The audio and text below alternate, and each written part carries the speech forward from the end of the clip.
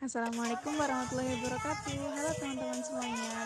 Pada video kali ini, kami dari kelompok 8 yang beranggotakan Muhammad Fatul Ilmi Al-Hanif, Nurkalis Fahimi, dan saya Lutfi Ismani Afifah akan mempresentasikan materi baru kita yaitu pada bab analisis rasio keuangan.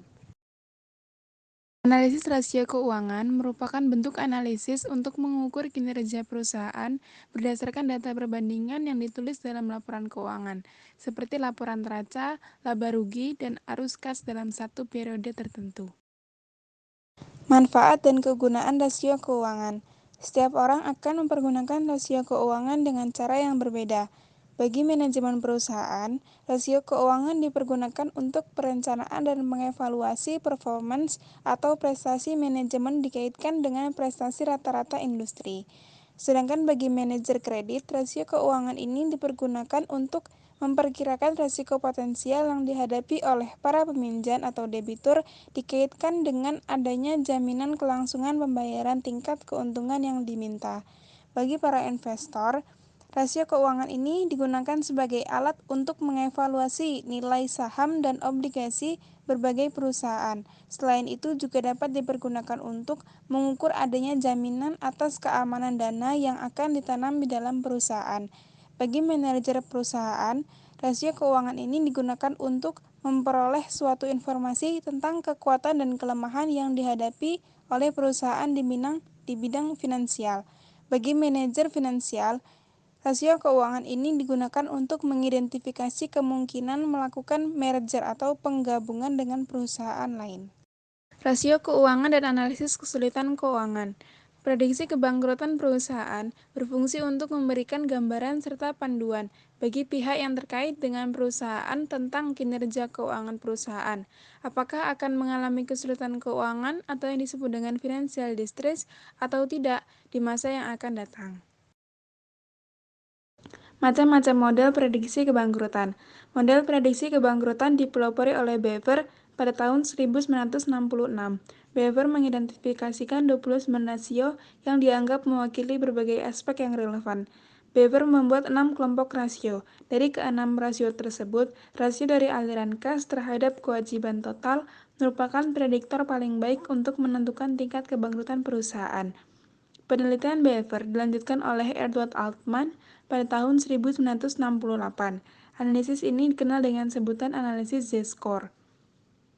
Z sama dengan 1,2x1 ditambah 1,4x2 itu disebut dengan public companies. Mengingat bahwa tidak semua perusahaan melakukan go public dan tidak memiliki nilai pasar, maka tahun 1984 Altman melakukan penelitian kembali di berbagai negara. Penelitian ini memasukkan dimensi internasional. Formula yang dihasilkan adalah untuk perusahaan yang tidak go public. Private Manufacturing Companies dan Private General Firm atau Private Non-Manufacturing Company. Z sama dengan 0,71x1 itu disebut dengan private companies. Yang Z sama dengan 6,56x1 itu disebut dengan rumus non-manufacturing companies. Seorang analisis keuangan, Scott pada tahun 1981 mengemukakan bahwa pembayaran utang atau bunga disimbolkan R bisa dihasilkan dari laba berjalan sebelum bunga dan pajak, EBIT, atau dari ekuitas perusahaan. Ekuitas ini didefinisikan sebagai nilai sekarang atau present value, dividen perusahaan yang akan datang atau disimbolkan S. Maka terjadi kebangkrutan apabila R lebih besar daripada EBIT ditambah S. Analisa Z-score Altman terbagi menjadi 3 kategori. Hasil analisa ditentukan dengan nilai cutoff sebagai berikut. Mulai dari tabel yang pertama, yang Z itu disebut public companies. Sebelahnya, private companies dan non-manufacturing companies. Apabila jumlah Z atau skor Z kurang dari 1,81, maka terjadi kebangkrutan. Dan apabila 1,81 sampai 2,99 itu ragu-ragu atau disebut gray area antara bangkrut dan non-bangkrut. Tapi apabila jumlah Z-nya itu lebih dari 2,99, maka itu tidak terjadi kebangkrutan atau non-bangkrut. Yang kedua, private companies. Apabila jumlah Z-nya kurang dari 1,23, maka terjadi kebangkrutan. Apabila 1,23 sampai 2,90 itu diragu-ragu antara bangkrut dan non-bangkrut. Apabila lebih dari 2,90 itu tidak terjadi kebangkrutan. Yang terakhir, non-manufacturing companies. Apabila kurang dari 1,1 terjadi kebangkrutan. Apabila 1,1 sampai 2,6 itu ragu-ragu. Apabila lebih dari 2,60 tidak terjadi kebangkrutan atau non-bangkrut. Macam-macam analisis rasio. Analisis rasio di sini dibagi menjadi 3 kategori. Yang pertama, rasio neraca. Rasio neraca terdapat 2 macam rasio, yaitu rasio likuiditas dan rasio aktivitas. Rasio likuiditas kegunaannya untuk menunjukkan kemampuan perusahaan untuk memenuhi kewajiban finansial yang berjangka pendek tepat pada waktunya. Sedangkan rasio aktivitas menunjukkan sejauh mana efisiensi perusahaan dalam menggunakan aset untuk memperoleh penjualan. Kategori yang kedua yaitu interstatement ratio. Macamnya yaitu financial leverage ratio. Kegunaannya untuk menunjukkan kapasitas perusahaan untuk memenuhi kewajiban, baik itu jangka pendek maupun jangka panjang. Kategori yang terakhir yaitu income statement ratio. Macamnya yaitu rasio profitabilitas. Kegunaannya untuk mengukur seberapa kemampuan perusahaan memperoleh laba baik dalam hubungannya dengan penjualan, aset maupun laba rugi maupun laba bagi modal sendiri. Oke, kita masuki pembahasan yang pertama yaitu rasio likuiditas. Rasio likuiditas ini berfungsi mengukur kemampuan perusahaan untuk memenuhi kewajiban keuangan jangka pendek tepat pada waktunya.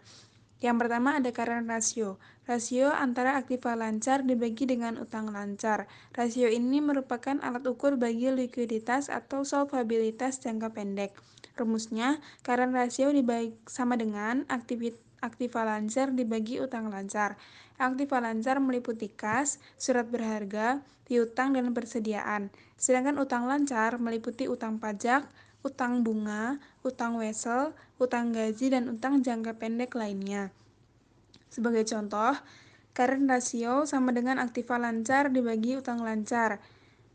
Bisa dilihat pada slide 10 ada tabel 6.1. Di situ ada tulisan total aktiva lancar, yaitu penjumlahan dari kas, surat berharga, piutang, dan persediaan. Total aktiva lancarnya sejumlah 50.190.000 dibagi utang lancarnya ada pada tabel, yaitu penjumlahan dari utang dagang, utang wesel, utang pajak, dan utang gaji, yaitu jumlahnya 25.523.000. Jadinya dibagi hasilnya 1,96. Ada catatan, semakin tinggi current ratio ini berarti semakin besar kemampuan perusahaan untuk memenuhi kewajiban finansial jangka pendek. Yang kedua, asset test ratio atau quick ratio. Rasio antara aktiva lancar dikurangi dengan persediaan dan utang lancar. Rasio ini mengukur solvabilitas jangka pendek, tetapi tidak memperhitungkan persediaan karena persediaan merupakan aktiva lancar yang kurang liquid. Asset test ratio sama dengan aktiva lancar dikurangi persediaan dibagi utang lancar, itu rumusnya. Contohnya, aset test ratio sama dengan aktiva lancar kurangi persediaan dibagi utang lancar. Dilihat lagi tabelnya, terus dimasukin ke rumusnya, jadi hasilnya 0,88. Ada catatan juga, rasio ini seperti halnya current ratio, tetapi hanya memperhitungkan aktiva lancar yang benar-benar liquid saja, yakni aktiva lancar di luar persediaan. Makanya ini rumusnya dia dikurangi persediaan karena persediaan itu yang kurang liquid. Nah, yang dihitung di sini yang liquid saja. Pengertian likuiditas mengandung dua dimensi. Yang pertama, kepastian harga yang akan terjadi dan waktu yang diperlukan untuk mengubah aktiva menjadi kas. Di sini terdapat tabel 6.1 yaitu neraca akhir PT Silih Berganti dan tabel 6.2 laporan laba rugi PT Silih Berganti. Ini sebagai contoh tabel yang nanti bisa dimasukin rumus, dan rumusnya ada di slide sebelumnya dan di slide setelahnya. Rasio aktivitas. Salah satu tujuan manajer keuangan adalah menentukan seberapa besar efisien investasi pada berbagai aktiva. Dengan kata lain, rasio aktivitas menunjukkan bagaimana sumber daya telah dimanfaatkan secara optimal. Kemudian dengan cara membandingkan rasio aktivitas dengan standar industri, maka dapat diketahui tingkat efisiensi perusahaan dalam industri. Periode pengumpulan piutang yaitu rata-rata hari yang diperlukan untuk mengubah piutang menjadi kas. Biasanya ditentukan dengan membagi piutang dengan rata-rata penjualan harian. Ada yang menggunakan piutang rata-rata yang dibagi dengan penjualan kredit. Hal ini dilakukan apabila piutang awal tahun sangat berbeda dengan piutang akhir tahun. Kedua rasio tersebut berhubungan di mana hari dalam satu bulan, yaitu periode pengumpulan piutang serta perputaran piutang. Periode pengumpulan piutang memiliki rumus piutang kali 360 dibagi penjualan kredit. Dan kemudian perputaran piutang memiliki rumus yaitu penjualan kredit dibagi piutang. Kedua rasio tersebut berhubungan di mana hari dalam satu tahun 360 dibagi dengan periode pengumpulan utang 58,49 hari akan menghasilkan perputaran piutang 6,15 kali. Apabila piutang berfluktuasi sangat besar, maka sebaiknya menggunakan piutang rata-rata. Terlalu tinggi periode pengumpulan piutang itu berarti bahwa kebijakan kredit terlalu liberal atau bebas. Akibatnya timbul debit dan investasi dalam piutang menjadi terlalu besar. Akibatnya keuntungan akan menurun. Sebaliknya, periode pengumpulan piutang yang terlalu pendek berarti kebijakan kredit terlalu ketat dan besar kemungkinannya perusahaan akan kehilangan untuk memperoleh keuntungan. Untuk itu, standar kredit perlu diperlonggar. Rumus perputaran persediaan yaitu harga pokok penjualan dibagi dengan rata-rata persediaan. Penggunaan rata-rata ini seperti halnya perputaran piutang dimaksudkan agar lebih tepat lagi apabila persediaan mengalami perubahan yang cukup besar. Yang penting adalah apabila kita membandingkan dengan yang telah dicapai pada periode sebelumnya, maka harus konsisten. Perusahaan yang perputaran persediaannya yang makin tinggi itu berarti makin efisien. Tetapi perputaran yang terlalu tinggi juga tidak baik. Untuk itu perlu ditentukan keseimbangan. Perputaran aktiva adalah rasio antara penjualan dengan aktiva tetap neto. Rasio ini menunjukkan bagaimana perusahaan menggunakan aktiva tetapnya seperti gedung, kendaraan, mesin-mesin, perlengkapan kantor. Rumus perputaran aktiva tetap yaitu penjualan dibagi aktiva tetap. Perputaran total aktiva menunjukkan bagaimana efektivitas perusahaan menggunakan keseluruhan aktiva untuk menciptakan penjualan dan mendapatkan laba. Tingkat perputaran ini juga ditentukan oleh perputaran elemen aktiva itu sendiri. Rumus perputaran total aktiva yaitu penjualan dibagi dengan total aktiva.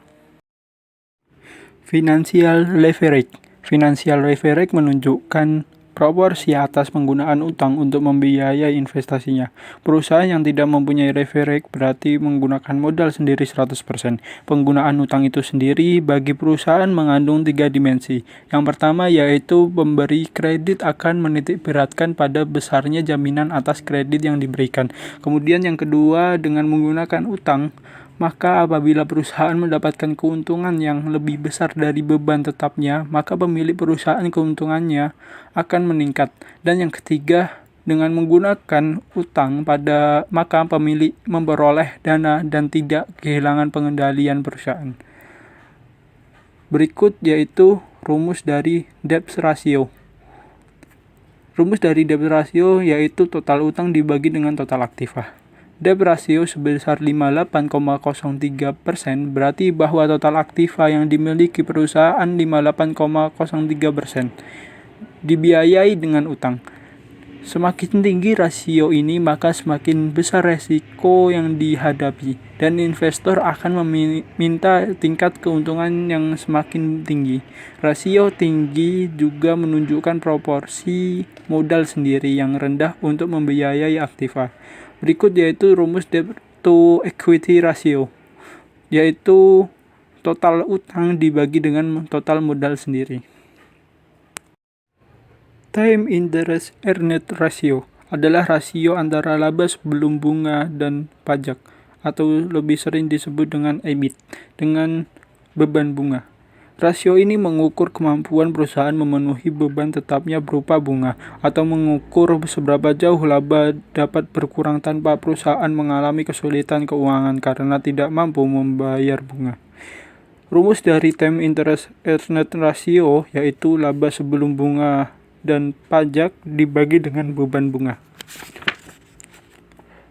Kemudian fixed charge coverage ratio mengukur berapa besar kemampuan perusahaan untuk menutup beban tetapnya termasuk pembayaran dividen saham preferen, bunga angsuran pinjaman dan sewa. Karena tidak jarang perusahaan menyewa aktivanya dari perusahaan leasing dan harus membayar angsuran tertentu. Misalnya pembayaran sewa yang harus dibayar 1,5 juta. Rumus fixed charge coverage yaitu EBIT plus bunga plus pembayaran sewa dibagi dengan bunga plus pembayaran sewa. Debt service coverage mengukur kemampuan perusahaan memenuhi beban tetapnya, termasuk angsuran pokok pinjaman. Jadi sama dengan leverage yang lainnya, hanya dengan memasukkan angsuran pokok pinjaman. Misalkan angsuran pokok pinjaman sebesar 2 juta dan tarif pajak 40%, maka debt service coverage yaitu rumusnya laba sebelum bunga dan pajak dibagi bunga plus sewa plus angsuran pokok pinjaman dibagi 1 min tarif pajak. Rasio profitabilitas. Profitabilitas adalah kemampuan perusahaan memperoleh laba dalam hubungannya dengan penjualan, total aktiva maupun modal sendiri. Dengan demikian, bagi investor jangka panjang akan sangat berkepentingan dengan analisis profitabilitas ini. Misalnya bagi pemegang saham akan melihat keuntungan yang benar-benar akan diterima dalam bentuk dividen. Rumus gross profit margin yaitu penjualan dikurangi harga pokok penjualan dibagi penjualan. Gross profit margin 24,35% berarti bahwa setiap Rp1 penjualan mampu menghasilkan laba kotor sebesar Rp0,2435. Semakin tinggi profitabilitasnya berarti semakin baik. Tetapi perlu diperhatikan bahwa gross profit margin sangat dipengaruhi oleh harga pokok penjualan. Apabila harga pokok penjualan meningkat, maka gross profit margin akan menurun. Begitu pula sebaliknya. Rumus dari net profit margin yaitu laba setelah pajak dibagi penjualan. Apabila gross profit margin selama suatu periode tidak berubah sedangkan net profit marginnya mengalami penurunan, maka berarti bahwa biaya meningkat relatif lebih besar daripada peningkatan penjualan. Return on investment yaitu rumusnya laba setelah pajak dibagi total aktiva. Return on investment atau return on asset menunjukkan kemampuan perusahaan menghasilkan laba dari aktiva yang dipergunakan. Return on investment atau ROI sebesar 5,31% berarti bahwa dengan menggunakan Rp1.000 aktiva akan menghasilkan laba bersih setelah pajak sebesar Rp53,10. Return on equity dengan rumus laba setelah pajak dibagi modal sendiri. Return on equity atau return on net worth mengukur kemampuan perusahaan memperoleh laba yang tersedia bagi pemegang saham perusahaan. Rasio ini juga dipengaruhi oleh besar kecilnya utang perusahaan. Apabila proporsi utang makin besar, maka rasio ini juga akan makin besar. Profit margin dengan rumus EBIT dibagi penjualan. Kemudian rehabilitas ekonomis dengan rumus EBIT dibagi total aktiva. Dengan menggunakan hubungan antara perputaran aktiva dengan net profit margin, maka dapat dicari dengan power atau return on asset ratio. Earning power adalah hasil kali net profit margin dengan perputaran aktiva. Earning power merupakan tolak ukur kemampuan perusahaan dalam menghasilkan laba dengan aktiva yang digunakan. Rasio ini menunjukkan pulau tingkat efisiensi investasi yang nampak pada tingkat popularitas aktiva. Apabila perputaran meningkat dan net profit margin tetap, maka earning power juga akan meningkat. Dua perusahaan mungkin akan mempunyai earning power yang sama meskipun perputaran aktiva dan net profit margin keduanya itu berbeda. Sistem dew point dan egg point ada di samping ini contoh gambarnya. Masalah inflasi dan analisis keuangan. Di dalam analisis rasio keuangan ini pengaruh inflasi tidak dapat dihindarkan. Inflasi mengakibatkan harga-harga secara umum meningkat dan bagi perusahaan inflasi merupakan faktor eksternal yang tidak terkendali. Sebagai contoh berikut neraca PT ABL tanggal 31 Desember 1998. Di bawah ini ada tabel aktiva dan pasiva. Yang aktiva yaitu isinya kas, persediaan, aktiva tetap, dan total. Dan yang pasiva modal saham dan totalnya. Aktiva tetap didepresiasi dengan metode garis lurus selama 10 tahun. Metode pencatatan persediaan dengan FIFO, freeze in freeze out. Indeks inflasi diperkirakan 20%, misalkan penjualan untuk tahun pertama, seperti gambar di samping ini. Misalkan nilai persediaan akhir tahun 1989 karena inflasi akan menjadi 120.000, maka keadaan neraca akhir tanggal 31 Desember 1989 menjadi 270.000 dan pasifanya juga. Dengan metode FIFO, maka persediaan dijual dengan harga pada saat persediaan itu dibeli, tetapi tidak memperhatikan inflasi, sehingga harga tersebut lebih rendah daripada replenishment cost. Begitu juga terhadap aktiva tetap, bahwa replenishment cost aktiva akan tetap adalah 120.000. Penggunaan metode FIFO semacam ini cenderung akan menghasilkan perhitungan yang keliru, mengakibatkan overestimate terhadap profit yang diperoleh. Untuk itu, sebaiknya menggunakan metode LIFO. Dengan demikian tidak terjadi overestimate terhadap keuntungan yang diperoleh. Contohnya ya di bawah ini. Analisis indeks dan common size. Dengan menggunakan neraca dan laporan rugi laba selama beberapa periode, maka dapat dilakukan analisis dalam persentase. Kemudian, dengan dua analisis tersebut dapat diketahui kecenderungan yang terjadi untuk melihat prospeknya di masa datang.